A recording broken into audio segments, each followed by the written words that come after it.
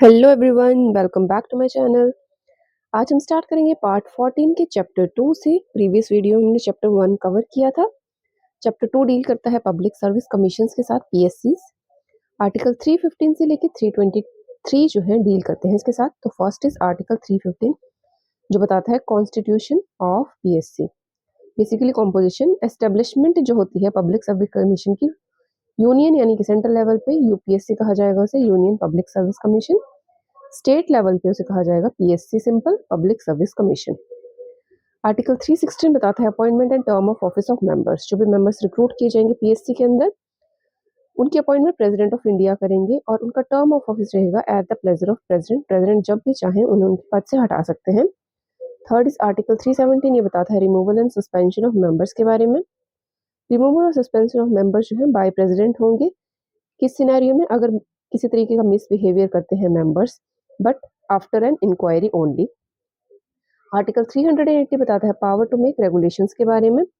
जो भी रेगुलेशंस होंगी पीएससी की रिक्रूटमेंट वगैरह से रिलेटेड, या फिर स्टाफ या जो पब्लिक सर्विस कमीशन के मेंबर्स हैं उनको टर्म्स एंड कंडीशंस किस तरीके से वर्कआउट करेंगे, वो सब सेट करेंगे regulations president of India. Article 319 बताता है provision as to the holding of offices.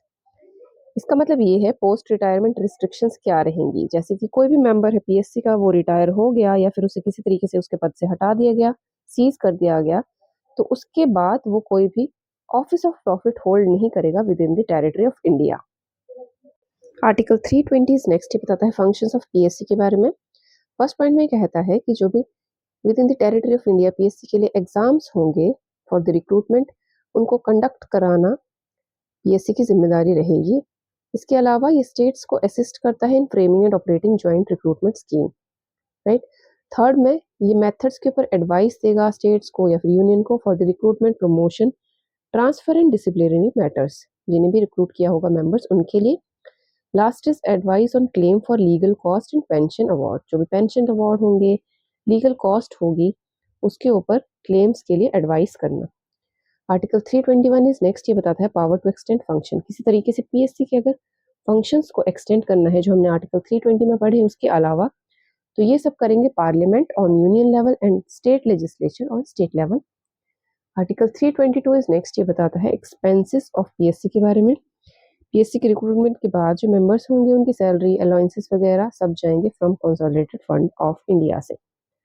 Article 323 is last, ये बताता है रिपोर्ट्स ऑफ पीएससी।